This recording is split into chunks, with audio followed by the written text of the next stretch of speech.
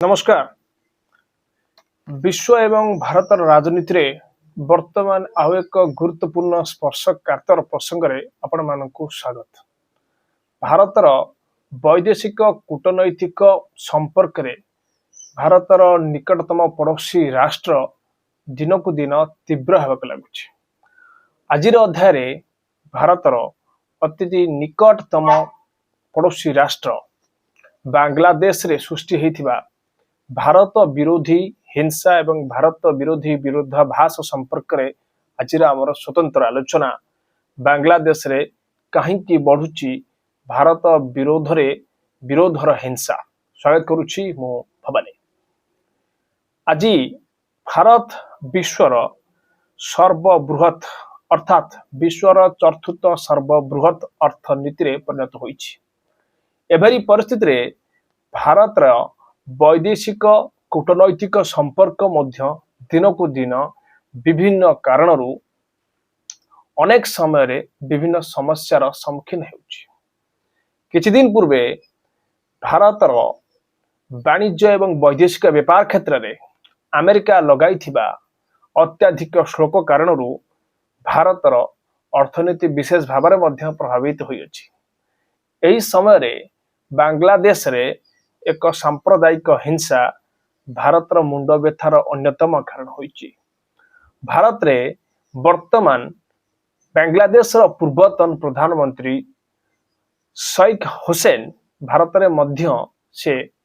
आसलेम बा अनेक राष्ट्र आसी आम राष्ट्र रे से शरणार्थी अछंती।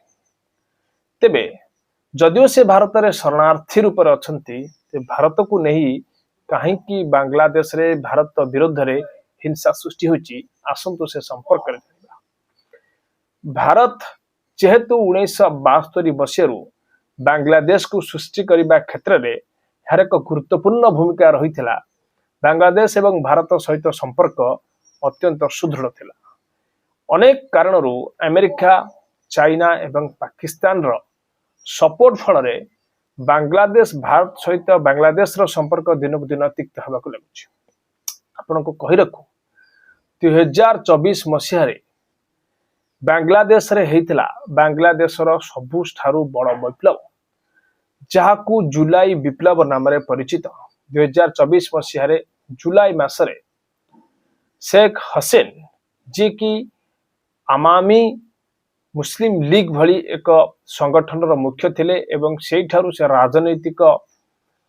मैदान रे ओल्है थिले एवं परे से देशर प्रधानमंत्री हेतिले। देशर प्रधानमंत्री परे से भली एक आईन प्रणयन करथिले जोंथिरे से व्यवधान बा प्रावधान रखिथिले जे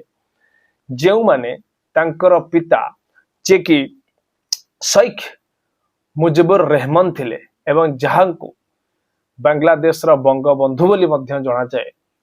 एवं से एवं तांकर समय रे जेउ लोक माने बांग्लादेश स्वाधीनता संग्राम रे अंशग्रहण करथिले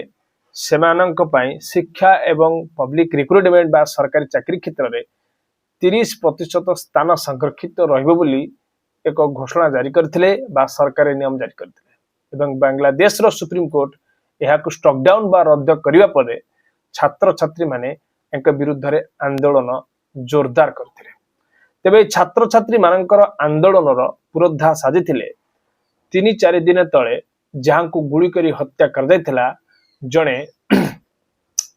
यंग पॉलिटिकल लीडर भाव में बांग्लादेश रे तांकर बहुत ना रहितला जहांकर नाम हेउछि उस्मान दादी। उस्मान दादी नेतृत्व रे जुलाई विप्लव कर दैथिला। जो जुलाई रिवोल्ट रे शेख हुसैन भारत को पलायन करथिले एवं उस्मान दादींकर समस्त प्रकार लीडरशिप रे 2026 मसीह रे बांग्लादेश रे निर्वाचन अनुष्ठित होबाक जाउथला जेउथिरे वर्तमान इंटरिम गवर्नमेंट चार एडवाइजर अछंती यूनुस खान एवं से मध्य अनेक भाव रे गुप्त भाव रे सपोर्ट करुथबार सूचना रहिछि एवं अमामी पॉलिटिकल लीग जहां पूर्वरु शेख हुसैन को द्वारा परिचालित होता है अवैध घोषणा करिसेंती यूनुस खान एवं परवर्ती समय एसबू कार्यक्रम हाथ को नहीं सारिया परे वर्तमान गवर्नमेंट रो मुख्य परामर्शदाता यूनुस खान मध्य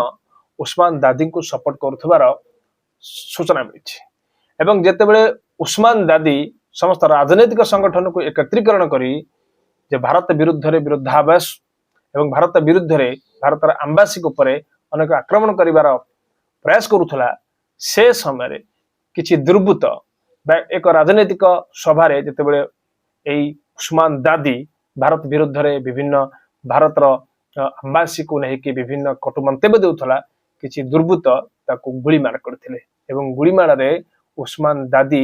मुंडरे बाजिथला एवं परे उस्मान दादी को सिंगापुर स्थित सुपर स्पेशल हॉस्पिटल को स्थानांतरित कर देथिला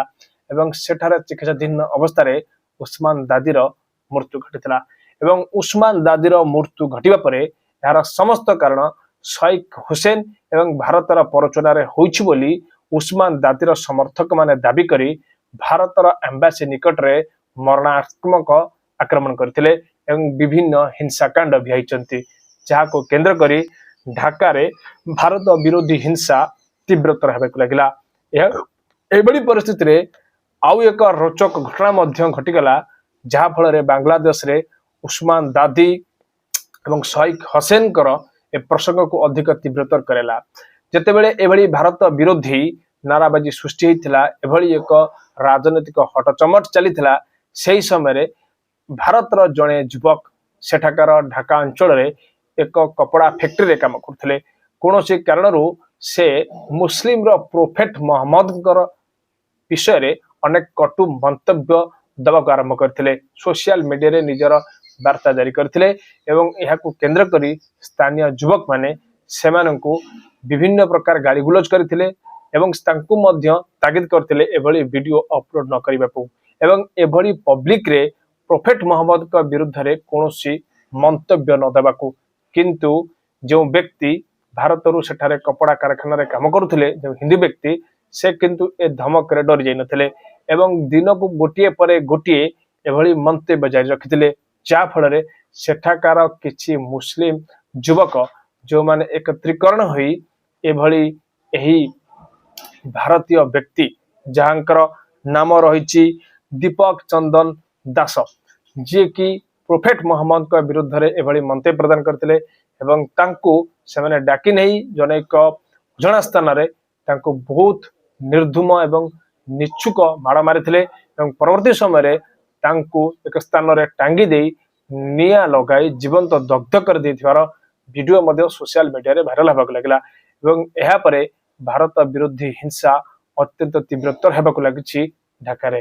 तेबे एहा को प्रतिक्रियात्मक भाव रे भारतर वैदेशिक मंत्रालय तरफरु एहाकू बांग्लादेश रो यूनेस खान को मध्य एडवाइजरी जारी कर दैछि एवं सतर्क सूचना जारी कर दैछि एवं सरकार कर एभली आभिमुख्य एवं भारतर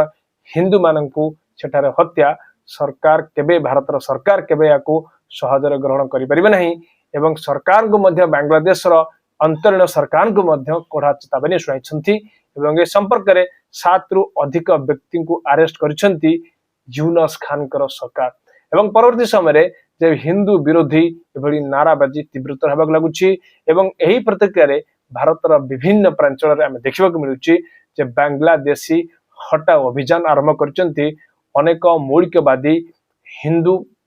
भाषाभाषी बा हिंदू धर्मर संगठक माने आम एठारे कहि रखिबु सूचना योग्य सोशल मीडिया रे कोनोसी प्रकार कटु मंतव्य धर्म किंबा कोनोसी सांप्रदायिक दंगा उद्रेक करुथुवा भली मंतव्य रु आपण क्षांत रहंतु कारण सरकार स्वतंत्र एडवाइजरी जारी कर दैछि जे भारत वर्ष रे जे भली भाबरे धर्म को केंद्र करी विभिन्न असंतोष एवं विभिन्न प्रकार दंगा भली परिस्थिति सृष्टि होछि यहा को केंद्र करी केंद्र सरकार मध्य कड़ा नियम आनिबा को चाहुचंती एवं भारत एवं बांग्लादेश रे संपर्क वर्तमान समय जो तिक्तता परिस्थिति अछि एवं समस्त युवक युवती जो माने सोशल मीडिया रे हिंदू एवं मुस्लिम विरुद्ध रे कोनोसी प्रकार कटु मंतव्य प्रेरण करुचंती सेठारु क्षांत रहिबा को सरकार निर्देश जारी कर दैछि एबे घड़ीसंधि मुहूर्त रे वैदेशिक मंत्रालय मध्य स्वतंत्र कमिटी जोगे ए संपूर्ण घटना पर नजर रखिचंती बोली वैदेशिक व्यापार मंत्रालय मध्य सूचना दैचंती तेबे आमे आशा करिबो एभली परिस्थिति दिन को दिन सुधरिबार लागू भारत रे एवं बांग्लादेश रे हिंदू मुस्लिम समस्त एकत्रित होई रही परंतु हे प्रयास रे आगु को कौन घटुची से संपर्क रे बाकी रहिला जानिबा पई। तेबे आज उपस्थापना आपको किपरि लगी जदि आपको भल लगी थाए निश्चित हमको कमेंट करेंगे शेयर करेंगे एवं आपंकर सहयोग निश्चित समाज मंगल कर। रोचु पुणी देखा एक अध्याय जय राम जी की।